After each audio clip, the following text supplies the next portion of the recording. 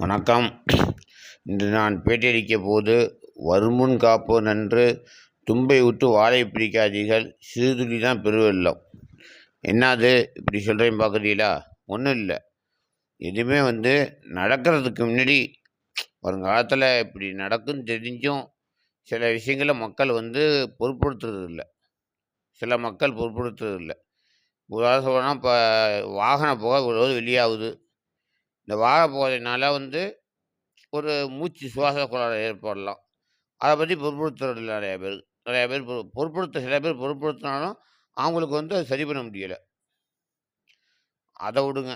இப்போ இன்னொன்று சொல்ல போனால் நான் ஒரு 10 வருஷத்துக்கு முன்னாடி சொன்னேன், 20 வருஷத்துக்கு முன்னாடி யார் பொருட்படுத்தாத உதாரணம் சொன்னேன். என்ன சொன்னேன்னா, மரத்தை நல்லா வளங்க, தண்ணியை நல்லா சேமிங்க, நல்லா காடெல்லாம் அழிக்காதீங்க, மரத்தை வளங்கன்னு சொன்னேன். இன்னும் சில பேர் நினைக்கலாம், அப்படி எப்படி வீடு கட்ட முடியும்னு. அது பார்த்து தான் செய்யணும்.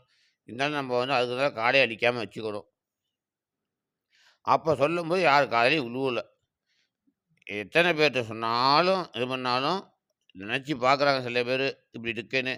ஆனால் அவங்க நான் நினச்சி பார்க்குற மாதிரி சில பேர் நினச்சி பார்க்குறாங்க. ஆனால் அவங்க ஒன்று போட்டால் உண்டு வாழும், கோடி வாழாது கோடின்மைங்கிற மாதிரி, தனிமரம் தோப்பாகாதுங்கிற மாதிரி ஒரு சில பேர் நினச்சி ஒன்றும் பண்ண முடியல. அப்போ நான் சொன்னேன், யாருக்குமே ஒன்றும் பண்ண முடியல. அப்படியே இருந்துட்டாங்க எல்லாம். நானும் பேசாமல் இருந்துட்டேன். அப்போ சொன்னேன் ஆளுகள்கிட்ட, அங்கே உள்ள ஆளுகள்கிட்ட, சில ஆளுகள்கிட்ட, அது ஒரு முக்கியமான பெரிய விஐபி மாதிரி ஒரு தெரிஞ்சவர்கிட்ட சொன்னேன். இப்போல்லாம் தண்ணி இருக்கேங்க, தண்ணி வேஸ்ட் ஆகுத.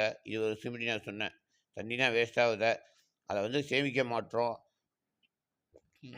இது பண்ண மாட்டோம், மரத்தை வளர்க்க மாட்டோம், வெட்டுறோம் அப்படின்னு சொன்னேன். காடை அழிக்க சொன்னேன். அப்போ யாரும் காதை வாங்க மாட்டேங்கிறீங்கள. நீங்கள் தண்ணி பஞ்சம் வந்ததுக்கப்புறம் பாருங்கள், எல்லாம் வளர்ப்பியோ காடை அழிக்க மாட்டியோ செய்ய மாட்டியோ சொல்லி சொன்னேன். இப்போ பாருங்கள், தண்ணி பஞ்சம் வந்துருச்சு, நிறையா பேர் மரத்தை வளர்க்குறாங்க, காடை ஏன் அழிச்சோன்னு நினைக்கிறாங்க, எதுக்கு பிளாட்டை போட்டு விட்டோன்னு நினைக்கிறாங்க, இது பண்ணுறாங்க. இது அப்போயே நான் சொல்லும்போது காலை வாங்க, இப்போ உள்ள கஷ்டப்பட வேண்டிய சூழ்நிலை நம்மளுக்கு ஏற்படுமா?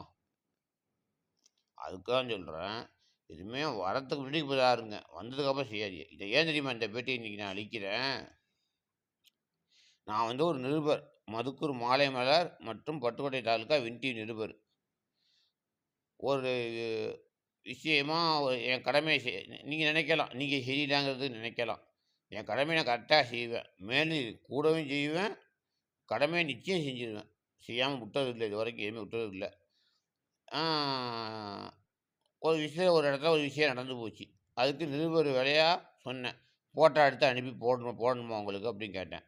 அப்போ சொல்கிறாங்க, நடக்கிற விஷயத்தை போய் பாருங்கள், நடக்கிற விஷயத்தை சரி பண்ணி கொடுங்க எங்களுக்கு, நீங்கள் ஃபோட்டோ எடுத்து போடலாங்க. நான் சொன்னேன் உடனே, நடக்கிற விஷயம் போடுறதுக்கு நான் தாங்க பண்ண முடியும், நான் ஒரு ஆள் என்ன வாங்க பண்ண முடியும், ஊரெலாம் சேர்ந்து அதுக்கு உள்ள வேலையை முன்னாடியே பார்த்துருந்தீங்கன்னா, தண்ணி பஞ்சத்துக்கு சொன்னேன்னு அது முன்னாடியே அந்த வேலையை நீங்கள் செஞ்சுருந்தீங்கன்னா, இந்த வேலை ஈஸியாக நீங்கள் இந்த நடக்கிற கஷ்டத்தை தீர்த்துருக்கலாம்.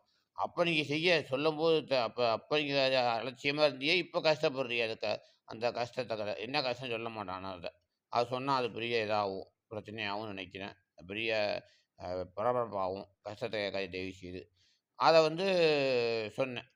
அப்போ நீங்கள் கேட்கல, இப்போ கேட்க சொல்கிறீங்க. அப்போ நீங்கள் இந்த வேலையை செஞ்சீங்க, இப்போ இந்த கஷ்டப்பட சொல்ல வந்திருக்குமா நேற்று நாள் அப்படின்னு சொல்லி நேற்று கேட்டேன் நான் உங்கள்கிட்ட.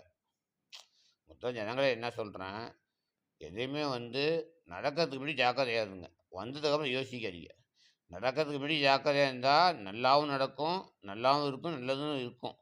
வந்ததுக்கப்புறம் யோசிச்சின்னா மனசும் வீணாக போயிடும்,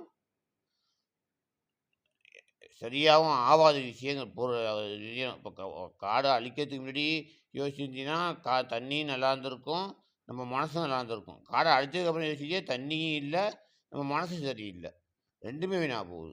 வருமுன் காப்பு, அதான் சொன்னேன், வருமுன் காப்பு என்று தும்ப விட்டு வாழை பிடிக்காதீங்க, சிறுதுளி தான் பெருவெள்ளம். சின்னதுலேயே சரி பண்ணிங்க. தேங்க்யூ, நன்றி, வணக்கம்.